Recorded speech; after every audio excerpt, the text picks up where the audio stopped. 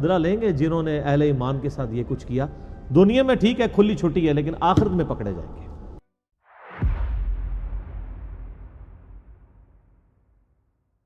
والسماء ذات البروج، قسم ہے آسمان کی جو برجوں والا ہے.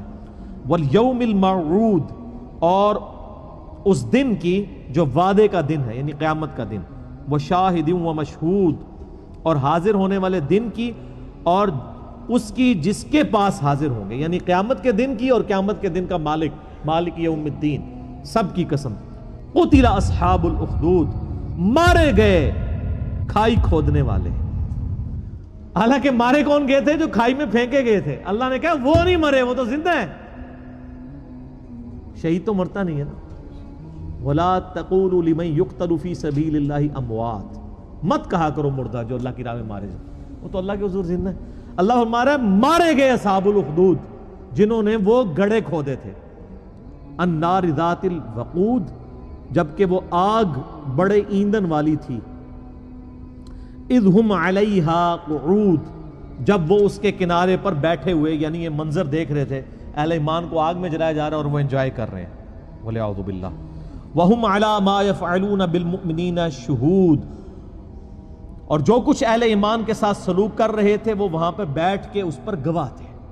ظاہر ہے آپ اگر یہ رومنس کی بھی آپ ہسٹری دیکھیں، یہ لوگ بھی یعنی بھوکے شیروں کو زندہ انسانوں پہ چھوڑ دیتے تھے.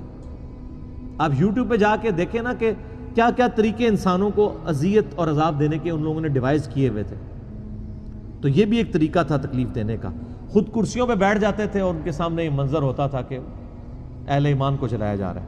وَمَا نَقَمُوا مِنْهُمْ إِلَّا أَن يُؤْمِنُوا بِاللَّهِ الْعَزِيزِ الْحَمِيدِ، اور انہوں نے تو نہیں ناپسند کیا مگر اس بات کو کہ مسلمانوں نے ایمان لے کر آئے مسلمان اللہ پر جو غالب ہے اور اپنی ذات میں خود ستودہ صفات ہے. اس مقدس جرم کی پاداش میں انہوں نے زندہ انسانوں کو جلا دیا کہ وہ اللہ پر ایمان لے کر آئے. الذی لہ ملک السماوات والارض، وہ اللہ کہ زمین و آسمان میں جو کچھ ہے اس کا مالک وہ اللہ ہے. زمین و آسمان کے مالک اللہ کے اوپر وہ ایمان لائے صرف ایمان لانے کی پاداش پہ، کسی پہ کوئی تکلیف نہیں، کسی کو کچھ نہیں انہوں نے کہا، بس اس مقدس جرم میں انہوں نے ان کو آگ میں جلا دیا. واللہ علی کل شیء شہید، اور اللہ تعالیٰ ہر چیز کو دیکھ رہا ہے. اللہ نے وہ منظر دیکھا ہے، اللہ کو بھولا نہیں ہے وہ منظر جو تم نے اہل ایمان کے ساتھ کیا. ان الذین فتنوا المؤمنین والمؤمنات، بے شک وہ لوگ جنہوں نے مومن مردوں اور مومن عورتوں کو یہ تکلیف دی تھی، یعنی ان کو آگ میں جلایا. ثم لم یتوبوا، اس کے بعد وہ توبہ کے بغیر مر گئے. فلہم عذاب جہنم، ان کے لیے تو ہم نے عذاب جہنم رکھا ہوا ہے. ولہم عذاب الحریق، اور ان کے لیے وہاں پہ آخرت کی آگ ہے جس میں ان کو جلایا جائے گا. انہوں نے تو دنیا کی آگ میں جلایا نا. بخاری مسلم کی حدیث ہے کہ آخرت کی آگ دنیا کی آگ سے 70 گنا زیادہ تیز ہے. ان کو اس پاداش میں اس آگ کے اندر جلایا جائے گا. اللہم اجرنا من النار، آمین. ان الذین آمنوا وعملوا الصالحات، بے شک وہ لوگ جو ایمان لائے اور انہوں نے نیک اعمال اختیار کیے. لہم جنات تجری من تحتها الانہار، ان کے لیے تو ایسی جنتیں ہیں جن کے نیچے نہریں بہتی ہوں گی. ذالک الفوز الکبیر، یہ ہے سب سے بڑی کامیابی. دنیا میں تو وہ ناکام ہو گئے جن کو ان گڑھوں میں ڈالا گیا. ایک ماں ہی سمجھ سکتی ہے کہ اس کو اپنے بچے سمیت مار دیا جائے، اس سے اس کی زندگی چھین لی جائے، اس کے بچے کی بھی زندگی چھین لی جائے. تو دنیا میں تو بظاہر وہ ناکام ہے، لیکن اللہ فرما رہے ہیں وہ سب سے بڑی کامیابی پہ فائز ہو گیا، کیونکہ آخرت کی زندگی ہمیشہ کی ہے، دنیا کی زندگی تو عارضی ہے. ان بطش ربک لشدید، بے شک تیرے رب کی پکڑ بڑی شدید ہے. یہ دنیا میں تو کوئی شخص کسی شخص کو ایک دفعہ ہی موت دے سکتا ہے نا، اور اللہ تعالیٰ لاکھوں دفعہ زندہ کر کے لاکھوں دفعہ موت دینے پر قادر ہے. اللہ کی پکڑ سے کون بچ سکتا ہے؟ دیکھیں نا دنیا میں زیادہ کون، جیسے وہ آپ کو پتہ ہے قرآن حکیم میں ہی آتا ہے کہ جب جادوگر ایمان لے آئے موسیٰ علیہ السلام پہ، تو فرعون نے کہا کہ میں تمہیں سولی چڑھا دوں گا تمہارے مخالف سمت کے ہاتھ پاؤں کٹوا کے. تو پتہ ہے ان جادوگروں نے کیا کہا تھا کہ تو جو کچھ بھی کرے گا دنیا کی زندگی میں کر سکتا ہے نا، ایک دفعہ موت دے گا دے لے، پھر تو ہمیشہ کی کامیابیاں ہماری مقدر ہیں. لیکن اللہ سے انسان نہیں بھاگ سکتا. اللہ کے جو قابو آ گیا وہ ایک دفعہ موت تو نہیں، جب چاہے جتنی دفعہ موت کی تکلیف سے گزارے اور تکلیف دے۔ قرآن حکیم میں آتا ہے ہم جب ان کی کھالیں جل جائیں گی نئی کھالیں انہیں دیں گے تاکہ انہیں عذاب اور فیل ہو۔ اللہم اجرنا من النار، آمین۔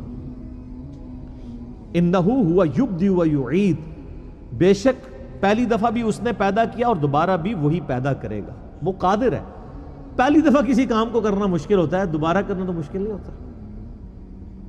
وَهُوَ الْغَفُورُ الْوَدُودُ، وہ تو بہت بخشنے والا ہے اور بڑی محبت کرنے والا ہے۔ یعنی اللہ تعالیٰ معاذ اللہ کوئی فنیٹک نہیں ہے کہ انسانوں کو عذاب دے کے اسے کوئی خوشی محسوس ہوتی ہے۔ دنیا میں بعض لوگ ذہنی مریض ہو جاتے ہیں نا، فنیٹک ہو جاتے ہیں۔ کئی لوگ ہیں ایسے جو، یا اکثر آپ کو امریکہ میں تو یہ بھی اگلے دن بھی خبر آئی تھی، 22 بندے قتل کر دیے ایک گورے نے، تو وہ ایک ذہنی مرض بھی ہوتا ہے، کسی کو خون میں لت پت دیکھ کے ان کو خوشی محسوس ہوتی ہے۔ تو اللہ تعالیٰ فرما رہا ہے کہ مجھے کوئی خوشی محسوس نہیں ہوتی کسی کو عذاب دینے میں، اللہ تو بخشنے والا ہے اور بڑی محبت کرنے والا ہے۔ لیکن اس کا یہ مطلب بھی نہیں کہ پکڑے گا نہیں مجرموں کو، نہیں، وہ اللہ تعالیٰ کے عدل کا تقاضا ہے، قسط کا تقاضا ہے، وہ عادل ہے، اس کے عدل کا تقاضا ہے کہ مجرمین کو سزا دے اور اہل ایمان کو جزا دے۔ ذو العرش المجید، وہ تو عرش کا مالک ہے بڑی شان والا۔ فعال لما یرید، وہ ہر وہ چیز کرتا ہے جو وہ چاہتا ہے۔ ہم تو ہر وہ چیز نہیں کر سکتے جو چاہتے ہیں، ورنہ انسان اپنے آپ کو موت سے بے نیاز کر لیتا۔ کوئی انسان اپنے آپ کو موت سے بے نیاز کر سکتا ہے؟ نیند سے، کھانے پینے سے، پیشاب سے۔ اور اگر کوئی انسان یہ سارے کام کرنے میں کامیاب ہو جائے تو خدا کی ضرورت ہی اسے کوئی نہیں ہے۔ اگر مجھے موت نہ آئے، مجھے تکلیف نہ آئے، مجھے بھوک نہ لگے، مجھے نیند نہ آئے تو خدا میری ضرورت نہیں ہے۔